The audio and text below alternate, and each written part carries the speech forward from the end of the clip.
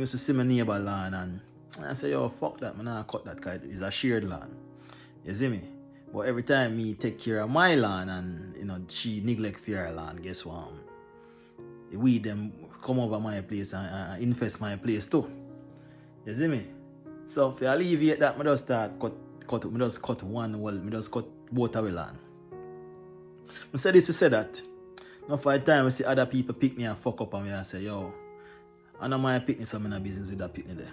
But you have to remember, say that same picnic there where they fuck up where you could have help correct, but you're in a business with other picnic there, your daughter carry home and said, Daddy, see my boyfriend here. Other picnic there, your son carry home and say, Mommy, see my girlfriend here.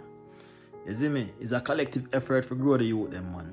Stop thinking selfishly because where you neglect another youth them, where they could have correct, it have come haunt you back in a society one way or the other.